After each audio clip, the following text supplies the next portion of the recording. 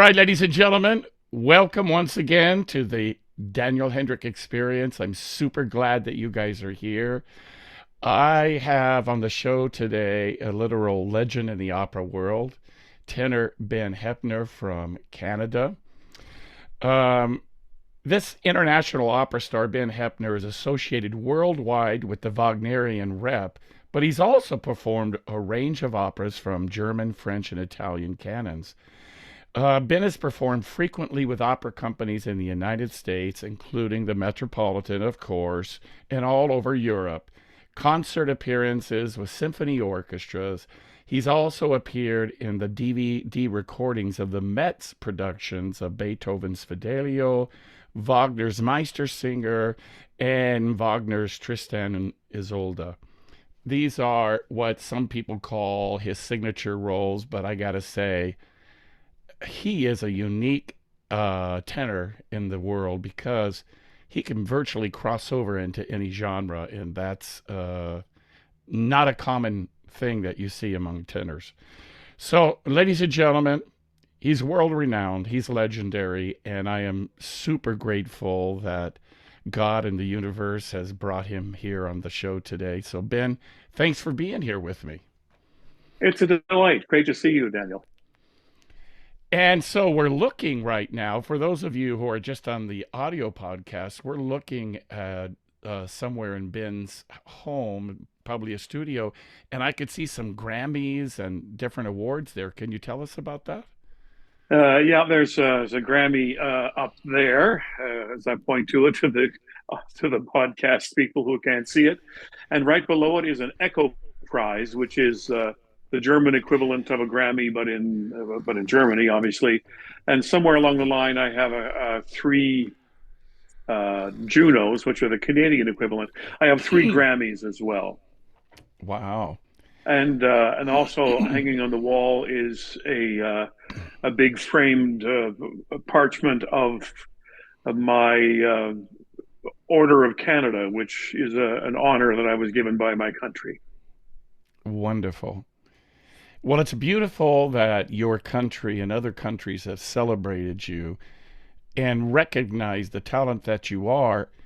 Ben, how does that make you feel to know that the public and the world at large sees you?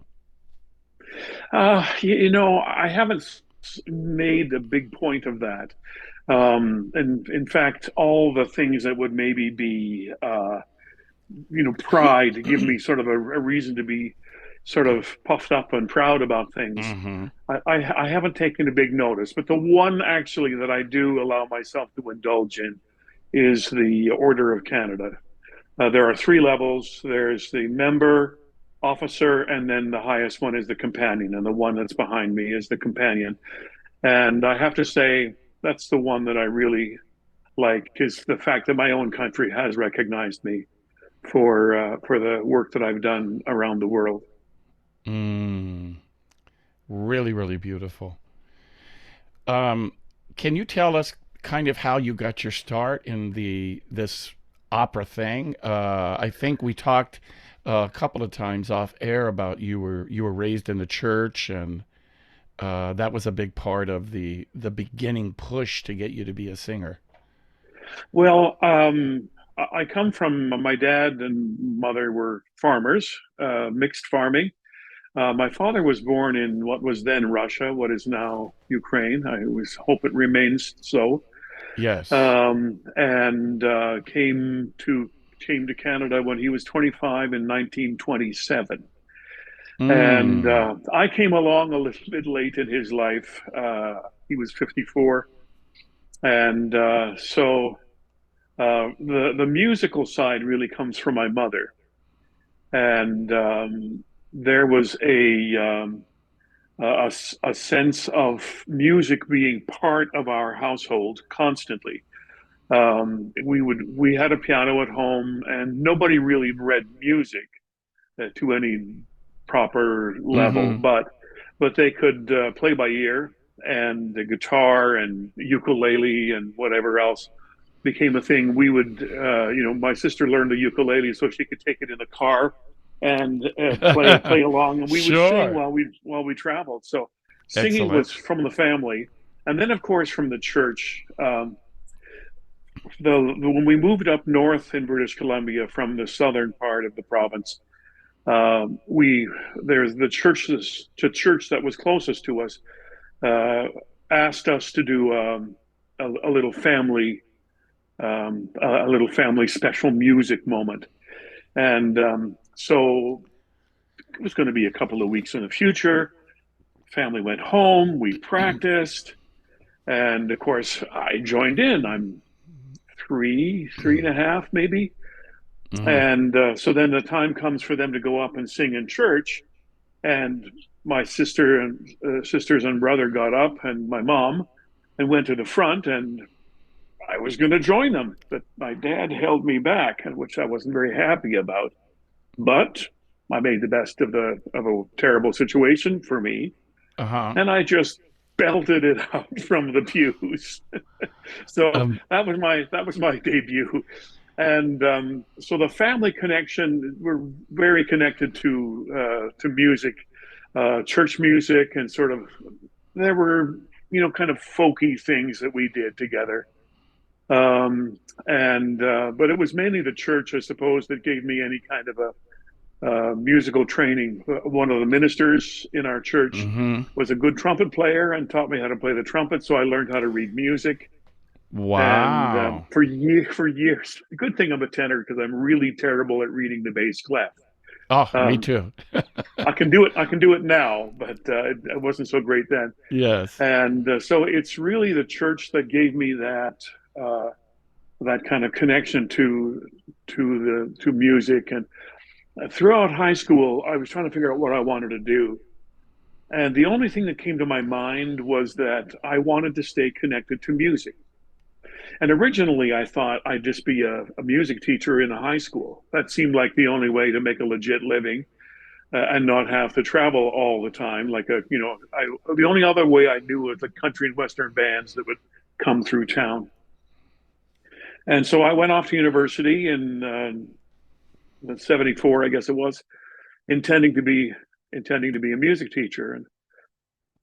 And so I sang a couple of auditions, and they all said, "Oh, well, you should sing for so and so, Professor so and so, and then you should sing for this other person." And pretty soon, I ended up, without realizing it, I was no longer in the teaching track; I was in the performing track. And Mm. I've always been grateful for those people because I don't think I'm a teacher. It's just not naturally in me. Uh-huh. And then opera was not a natural fit for me. I did some in my first year. I did a couple of excerpts. I remember doing a trio from Don Carlos, I think it was. Oh, you Um, started out light. yeah. Uh, and but I also did second act of Così, I think, Ferrando in Oh, Una wow. Hora Amorosa, Wow, which yes. was that was that kind of made me more popular than I might have imagined, actually. And folks, Um, for those of you who don't know what he's talking about, the aria from Così fan tutte, it sits very high and is very lyrical and just stays yeah, up there. And there's and like a gazillion A naturals. I used to be able to do that, Daniel. I can still do the A naturals, but they don't sound beautiful and light uh, anymore. I They're a know the little more feeling. intense. Yes. So, and it was from there. I didn't really throughout university. I did one major opera. I did The Prince in Rusalka with Mm-hmm. orchestra, and then but opera was really sidelined. And then I won a major competition in Canada. It's called the Canadian Broadcasting Corporation Talent Yes. Festival back in 1979. And thought, okay, they like me. I won it. I'm going to have a career. And it didn't. The work did not come flowing my way. Right. So I thought, okay, you need to look at this logically. And it turns out, I think that I decided I needed to add another tool to the toolkit, and I thought opera was the thing to do. So I moved from we were living then in Montreal, they're newly married, and then moved to Toronto to go to opera school, and I managed to do 1 year before I was hired by the Canadian Opera Company in Toronto Mm. to be part of the studio ensemble, and that kind of started things, just one foot in front of another. And from 1979 until my sort of overnight break took 9 years. So yeah, it So took me 9 years. to be an overnight success. 9 years, yes. Wow. Okay. And did you keep the quote faith during that time? Did you have a belief within you that you were on the right track? Oh yes, and I had some sort of hard times too. I was kind of shunted aside while I was in the ensemble. There was kind of a painful thing that happened, and I ended up kind of running and hiding from the opera world for a little time. And But my wife and I were music directors at a church, and Mm-hmm. I considered that there were like 3.5 years where I sort of struggled, and I sort of call those my desert years, thinking of the children of Israel in the desert. Yes. And of course, when the people who in that church hear me say that, they say, "Was it that bad?" I said, "No, no, no. I mean that in a good way. I needed to learn so many things before, and one of which was vocal maturity. Of course, that's one thing. Mm-hmm. Mm-hmm. Obviously, intellectual maturity, and I also say spiritual maturity as well. Yes. And those things were really necessary. So when I won the Metropolitan Opera uh, contest in 1988, I was already 32. So it was sort of late to the Mm. party. I couldn't do that now. They don't, 32 is too old for them. Yes. But for a bigger voice, I wasn't ready at 30. Right. Uh, so anyway, so that was really necessary. I think those years of I put in suffering. I put those in air quotes.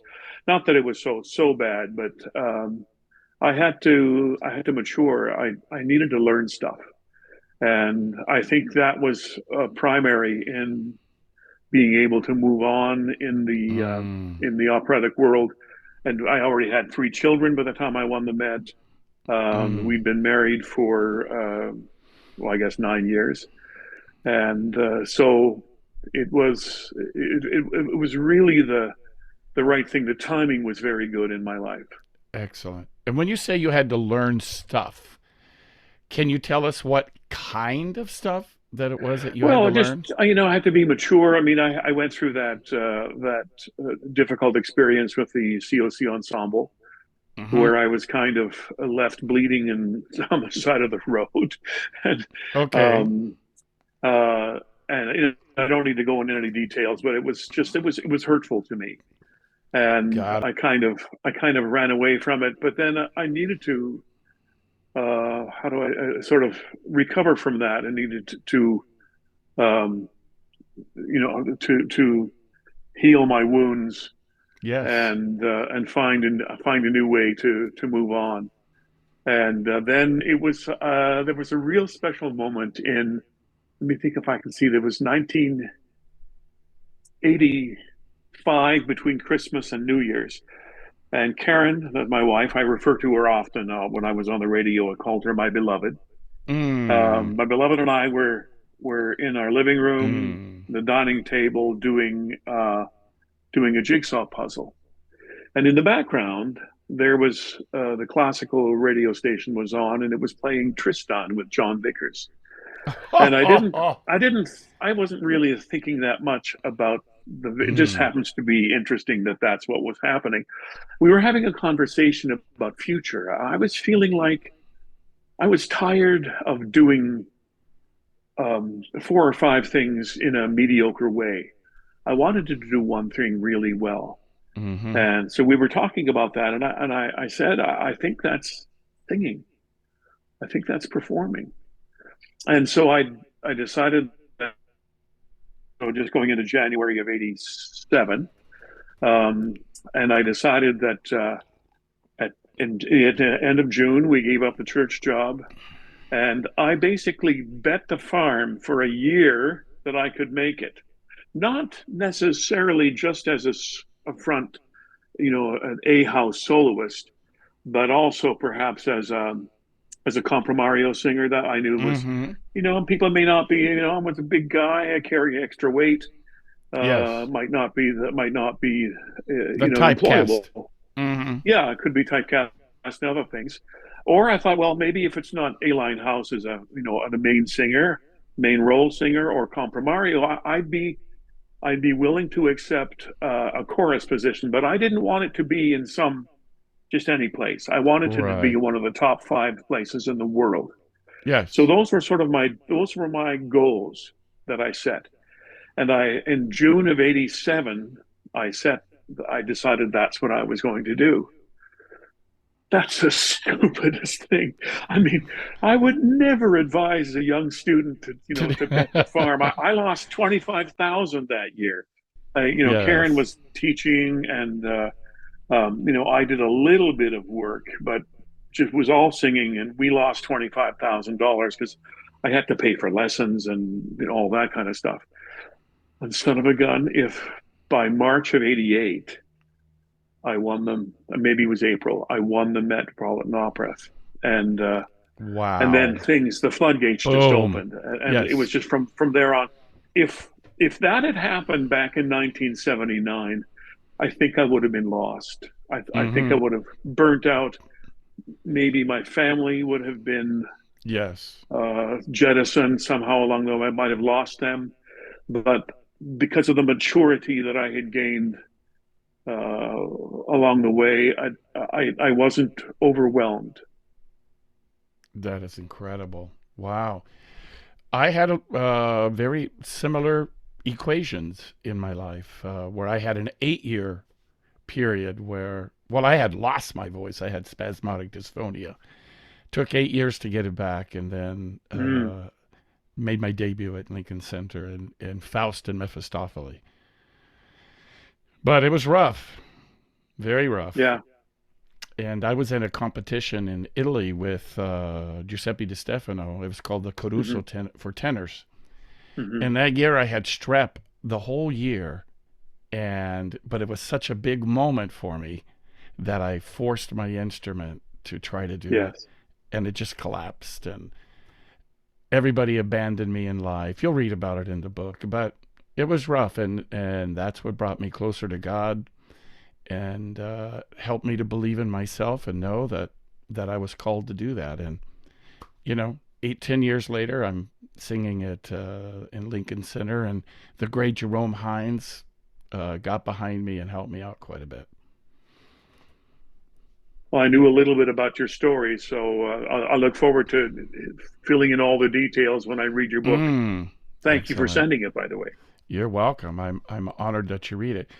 Well, ladies and gentlemen, as I was saying earlier, Ben was historic for his performances of Wagner. And Ben, if you don't mind, I'm going to play a little bit of Walter's Price song. Is that okay? That sounds great. Uh, Walter gets the girl. yes. And where was this? You were doing it in Berlin, I think, with James Levine. This is the Waldbühne concert. Yes, it's there's a thing called the Waldbühne, the forest stage, in the middle of Berlin. It's sort of like Central Park if you think about it. And there's the I think the venue seats 32,000 people, and Small it's pretty crowd. amazing. Okay. So I had there's a big field, and people bring their picnic blankets and set up. And I remember doing a Strauss song where it sort of where it sort of says "raise your glass" and salute love, and everybody on the picnic, and they all raised their glass Mm, and took a slug, and or Schlug, maybe is the right way to put it. sure, sure. And then yeah, and there's bleachers on the back, but it was quite something. It's a beautiful, beautiful environment, and so I don't remember whether the prize song was an encore or part of the program, but with Jimmy Levine, It's always a pleasure to sing. Yes, and I notice at the end the way he grabs your hands and looks at you, and obviously was saying, "Damn, you are incredible." It was just, Jimmy was always he was always a big supporter, and I knew when at the end of a program like a Lohengrin or a Meistersinger or a Fidelio, when he would come out and take his bow, he always stood beside me. Now that makes sense in terms of the priority of the roles in between the lead soprano and the lead tenor. But I know, well, I think the one reason why he always stood beside me was he took my hand, and I knew my responsibility was to steady him because he was okay. having some issues with some mobility. But he was always really terrific that way. And I know he's come under some fire of Yes, late, yes. but as a musician, he was just wonderful to work with. Wonderful. Well, ladies and gentlemen, here we go. The great Ben Heppner. Wow.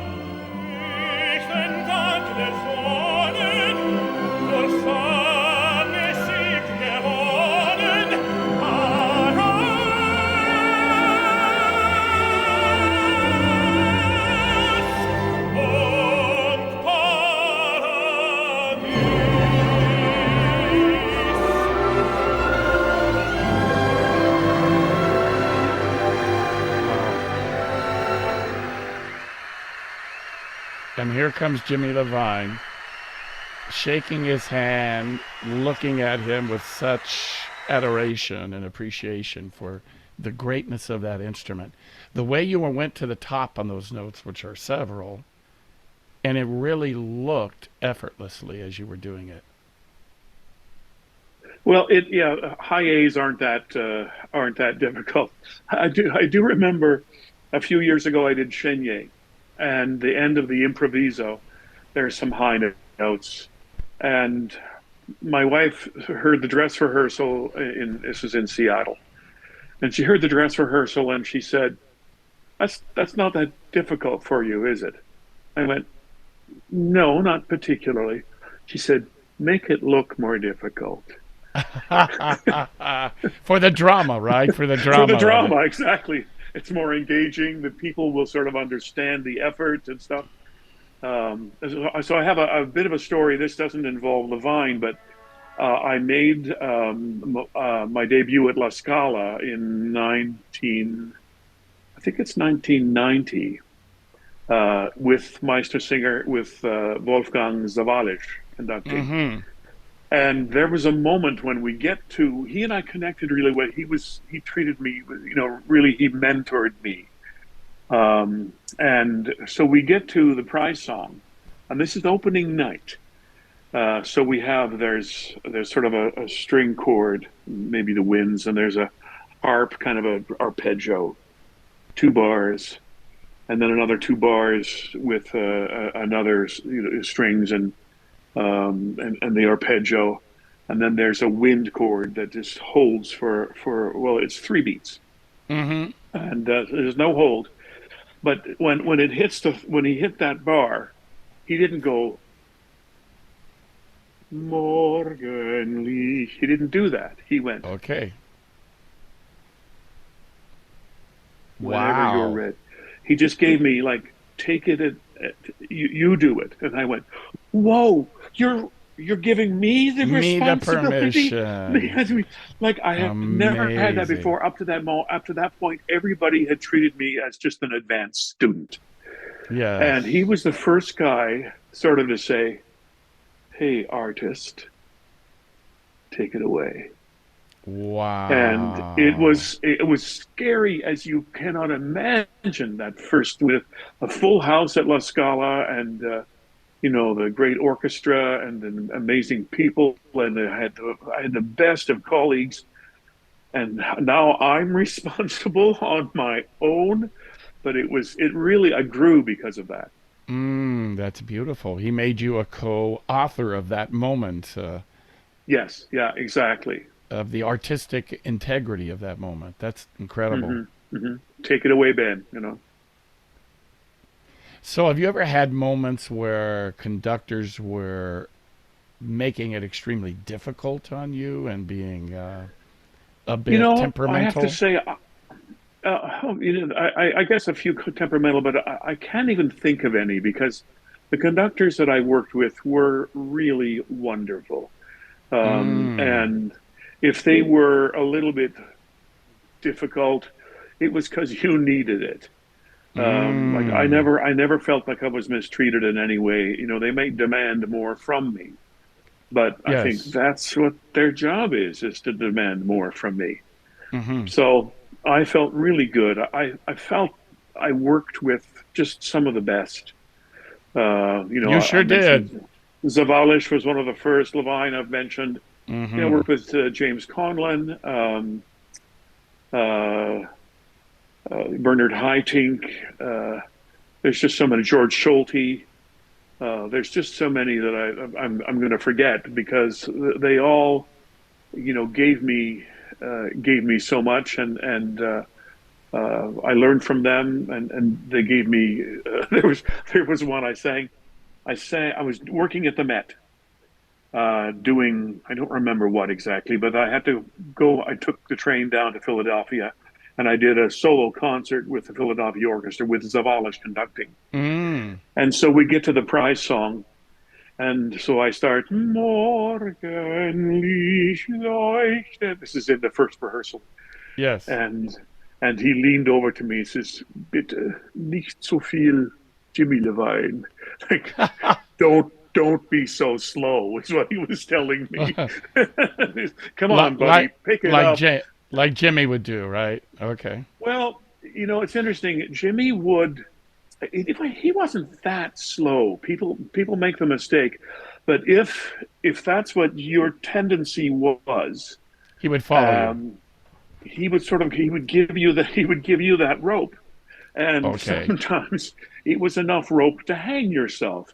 Yes. Fortunately, I don't think I ever got into that situation with him, but it could happen because he let you if you felt it that way he filled in the underside and sort of just supported you as you did it. Okay. Wow. Did you ever sing in any opera houses where they used microphones? Just on the floor, the PZMs, Okay. but not attached to my belt and through the wig or whatever. No, just a pressure zone microphone in the front of the stage. You Okay. see them; they're black squares, and Okay. it's usually meant to fill in difficult acoustics. For example, in Toronto, we now have a new opera house as of I don't know 12, 15 years ago. But we used to perform in the barn that Beer built, as we called it. It was Okay. The O'Keefe Center, and it had some real acoustic dead spots. So they used those pressure zone microphones to fill in the dead spots. So I don't think Mm. although I wonder sometimes whether there were other singers who might have had a wire, but I could never prove it. I have seen such things, so Yeah. I have wondered about that. Well, obviously, with your voice, you never needed it. But Well, the, it wasn't that my voice was so huge, but it had a front placement on it that could carry an orchestra. yes. It's not like a massive instrument; it's just kind of focused, No, because and that you sound like when you sing the Italian rep, you sound like a lyric Italian tenor. It's beautiful. It's so bel canto sounding. But yet when you go to the Wagnerian stuff, you have that then I become Canbelto. Canbelto. I love it. Well, it was and actually my corporation that I earned my money with is called Ben Canto, Okay. which is grammatically incorrect, but it has the word Ben in it, so that I, worked. I got it. I Um, got it. there were a couple of moments in the aria that you played, the Meister singer, where die dort geboren, mein Herz erkoren. You just have to kind of find your moment. Don't try to do too much with it, just because you've got a big ending coming up. So Yes. don't try to kill it. And that's something that I had to learn. And the teacher I had was very good because he sang the same repertoire earlier on and was able to say, no, no, no, no, just be satisfied with right. Mm, Let's not try to, sort of satisfy your own ego or your own heart that you're just pushing hard and you feel like you're doing something. Be satisfied with right. right. Yeah, because your cruise speed was so phenomenal. You didn't have to try to say, for instance, I'm going to do it more than Bickers did. I'm going to. Oh, how could I? No, I can't compete with that voice. I mean, it's just not they're not even close. Yeah. And I never sang. I had no sort of a baritone, time in my life when I sort of moved up through baritone into the Helden repertoire. I was always tenor.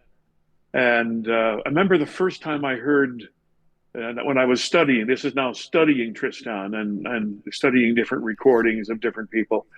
And Vickers, of course, was the one that I listened to. And it's kind of scared me because I thought, I can't do that. I just can't. Yeah, that's so And massive. yeah, and he just had a certain way of approaching it, and that kind of there was a snarl that it wasn't part of me. So I ended up using Wolfgang Windgassen, using his recording as a good example because he was much more lyric in the way that he approached it. It was Mm, probably recorded late in his career, but it still gave me the courage to think, oh, okay, I think I can do that. I can do something that approaches that anyway. And then as I progressed and I learned more and more about singing and more about Tristan and the character, then I was able to incorporate some of the it's what I refer to as turbo boost mm. I've heard in you do that. Yes. it's always I always sang very lyrically, and that was just the natural tendency. But Hmm. occasionally you've got to pour on the coal, and I was able to do that when needed. Oh, I would switch my turbo boost on and switch it off. I would leave it on as long as I needed it, and then just turn it off when its usefulness was past. And you definitely had that ability. I've heard you do that many times. Years ago, when I was 20, 21, I did a concert with Richard Castley. I don't know if you remember him. I sang with him. I was in Tannhäuser. He did Tannhäuser, and I did the part of Walter von der Vogelweide. Oh, That was one of his okay. last things he ever did, actually. Well, that was my first experience with that massive size of an instrument. And he told me pretty much what you were just saying. Don't sing beyond your what you're comfortable. He said Yes. one or two notes here or there, but the rest Yeah. keep staying in your cruise zone or something like that. Yeah. Yeah. I thought I that was agree. great advice. Well, ladies and gentlemen, we're going to show you a little bit of the Ben Canto version here. We have one of my favorite pieces from Tosti. It's called Ideale. There were two arrangers. One guy was from Vienna, um, and then the other was an American, Stephen Mercurio. Did half of them, and I've forgotten the Viennese arranger. Stephen Mercurio, that's what it says here, yes. And Yeah, I yeah. stopped it because I wanted to hear what you had to say, and you told me that it was without a conductor. Well, I recorded it in London in a recording studio, and a lovely large room. I think maximum of 13 players, strings and winds, and maybe there were a couple of other sort of other color instruments put in as well. And so something like Ideale, I think, worked for me, Mm-hmm. but we didn't have a conductor. However, when you get to some other pieces, it was becoming a little bit of a hindrance to perform it Mm. without having a conductor. So I tried on a couple of them. I tried to conduct it myself, which I can do. You just give them the old 1, 2, Two, and yes. uh, but there were a few that were a little trickier. And so I called in my Deutsche Grammophon producer to Chris Alder, is his name. Hmm. He's British and but lived in Hamburg and worked at the main company in Hamburg. And he's fine musician. So he came in and sort of led me through a couple of the more difficult pieces. It Okay. was such fun recording that one. Recording the whole Tosti disc. Beautiful. Well, wonderful. Let's check it out again here, ladies and gentlemen.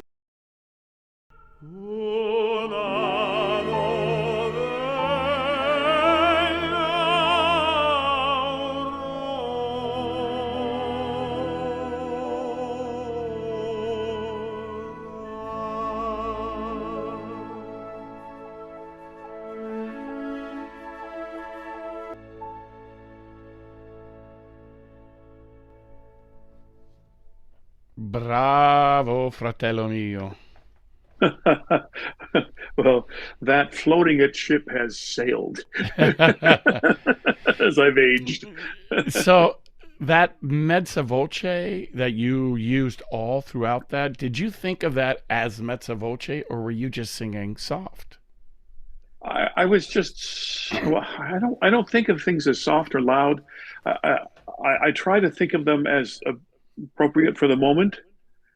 Like And emotional context, is that what you mean? and I Mm-hmm. think that sort of brings it out. It's not like, oh, we got to be quiet here. It's just this is not the moment to sing loud. The music isn't telling me that. Excellent. So just sing what you feel it should be.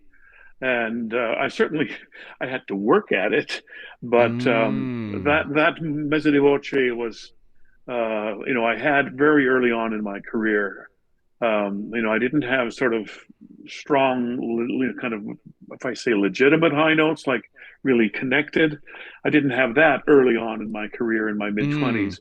I had to learn how to do that. And that's what helped mature my voice till eventually I could win the Met and then have an international career. But I still had elements of it in the mid 90s. Pretty good. Pretty good. Wow. So did you have a tenor that you kind of modeled yourself after in your developmental process? Well, early on, the first tenor that I heard that I really liked was Fritz Wunderlich, Mm. and pretty darned amazing. Mm-hmm. Um, and then I guess probably the next one that I really and he has remained like a big idol of mine is Jussi Björling. Just loved the way. I mean, it was probably not technically perfect, but it was just so beautiful and so musical that it just grabbed your attention. And then anybody who's my age or maybe a bit younger has to give a tip of the hat to Luciano Pavarotti. Oh, So yeah. back in the day, this is like 76. I'm starting to, studying music in Vancouver at the University of British Columbia, and I belonged to the Book of the Month Club. I don't know if you remember that, but I do. they had a record section, Okay. and so I got that King of the High Seas LP Mm-hmm. Mm-hmm. from there, and I remember getting it and uh, putting it on my turntable. And it was wow, I'd never heard. I mean, I'd heard him before on radio, but this was sort of hearing him more specifically. And then he got to the Daughter of the Regiment aria with the nine high High C's, C's, yes. and I couldn't believe somebody could do that. I Right. mean, with think those high C's with such ease and abandon and focus and wow. And while it was still playing, I put my shoes and put my coat and got my bag ready, and I was pacing the living room, still listening to him because I couldn't wait to go to the university and do some practice. Wow. It was just I just loved hearing him sing. Um, but I would say more than anybody, I would say UC Björling. Another one I really enjoyed was Alfredo Kraus. Mm. And I liked him because he didn't have sort of similar repertoire at all, but there was something about the nobility with which he carried himself, which and he Yes. and he didn't make a big deal of publicity. He Yes. just was who he was. He had his followers, and Yes. he C- he did incredible level of yes. quality work, And completely and underrated, I think, totally historically. underrated. Yeah, and I Yes. really, really loved hearing him. I heard it at the Met, just was in rehearsal because we could get, when I was working there, you could get in and see some dress rehearsals and things. Yes. Yes. And so it's those. I mean, I'm sure I'm missing people that haven't come to my mind right now.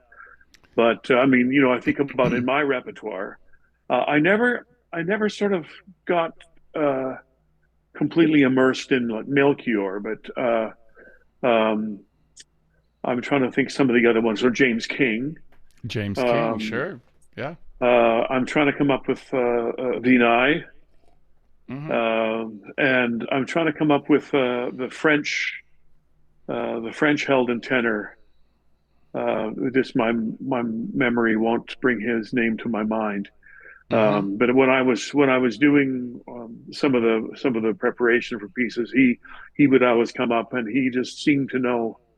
Um, he sang, particularly singing French, and he sang it in a very Italianate way. Like I recorded Mm. Hérodiade. I recorded it in Toulouse with Michel Plaisson Uh-huh. and Tom Hampson and me and Cheryl Studer Mm. were the main. And the language coach was Janine Rice, and she was sort of the grande dame of French uh, Rep. literate French rep and Hmm. pronunciation. And she was so good, insisting that you sing it. You don't. You really sing it like an Italian. You don't have to. For example, I'm not very good with the French, the modern French version of like in the back of the throat. I can't Right. do that. It gets stuck in my throat. Right. Most And she people said, are "Well, that yeah, way. that's not how you should do that anyway." So Yes. just she was amazing and very supportive. So, folks, what he's talking about in French is there's pronunciation that's really back in the throat when you're speaking, but on stage that kind of stuff just doesn't cross over. For instance, also the French have to write kind of extra notes, like with at the end of the flower song from Carmen, "Je Hmm. t'aime." Well, you would never say that in French.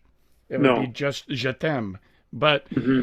so you have to elongate phrases that are not in the spoken French, and a lot of times with my French students, it freaks them out because they are told they have to sing in French and add these notes that are awkward for them because they're French speakers.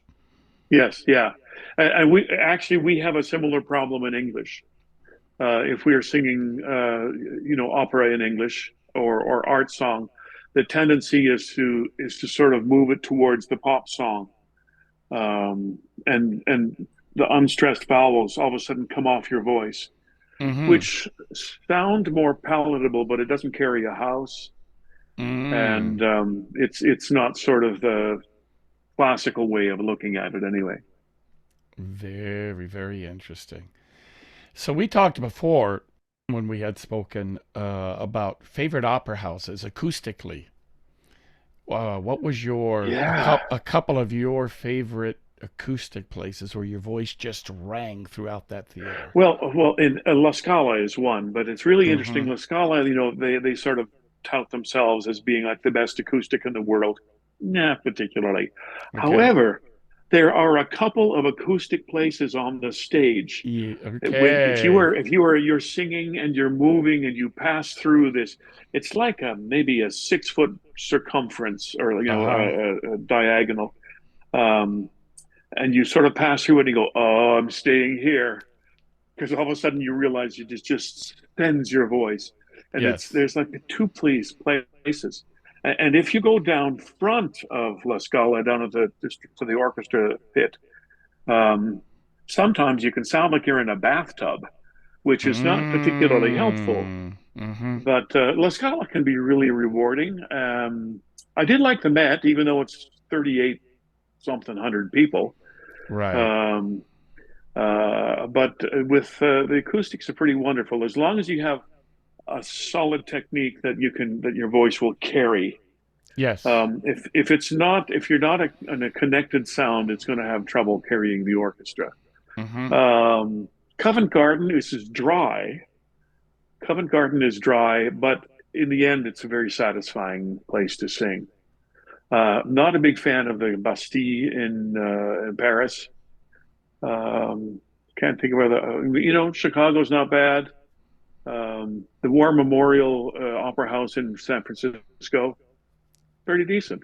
Yeah. Sung in You that one. wouldn't expect something that big. It's nice. Did you ever sing in that Uh, little house in Baltimore with the Baltimore Opera?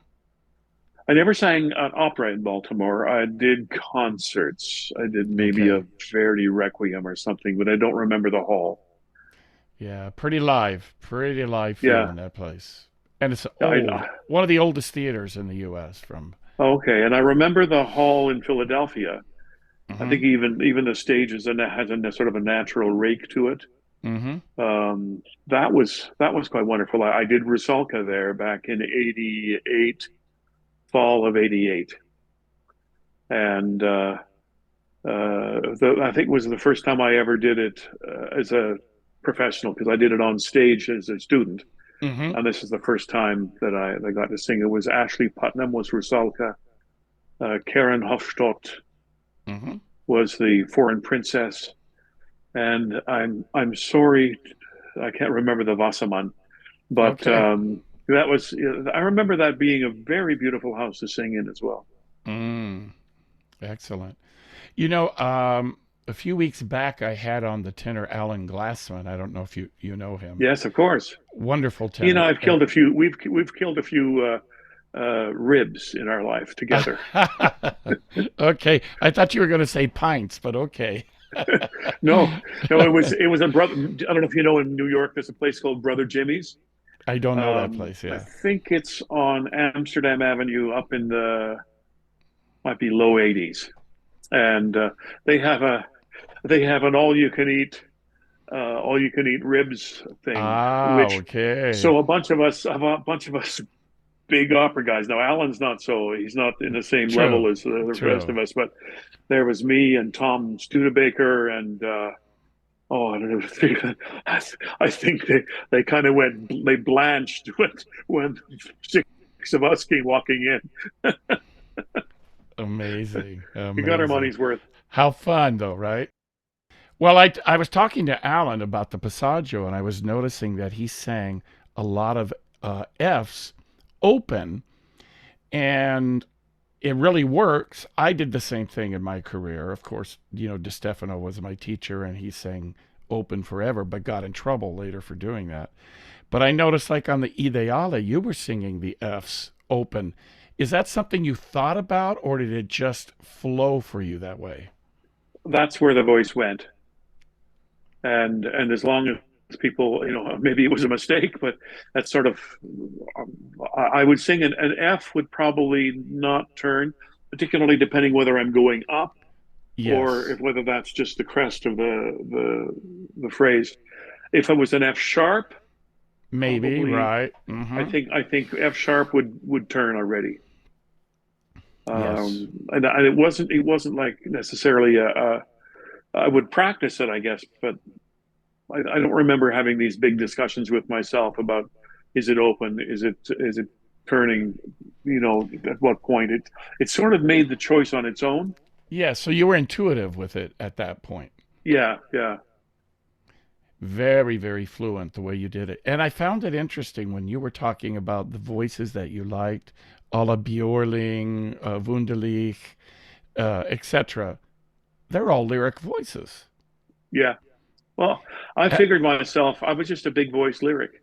you were, Yeah, yes. I don't, I don't know that I was ever the sort of a dramatic voice. I I, sang dramatic repertoire, but I sang it with a yes. more lyric voice. And I think that's the best of both worlds. because you have a lot of the beauty in the tone. And really, when I hear, from my perspective, being a tenor, when I hear you sing the German, it still has an Italian feel to it.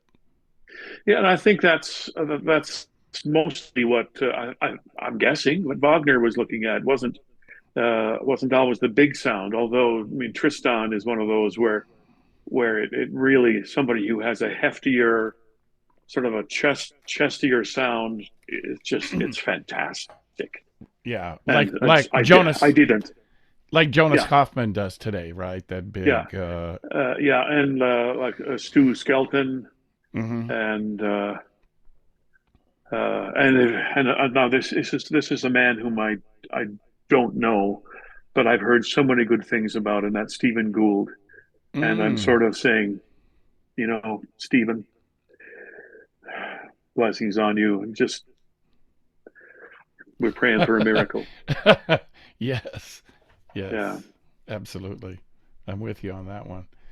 Well, my brother, what a blessing it has been to spend some time with you. Your humility is does not go unnoticed, and I appreciate that you still have that attitude with all of your Grammys and awards and maybe I should call you Sir Ben. I don't know, but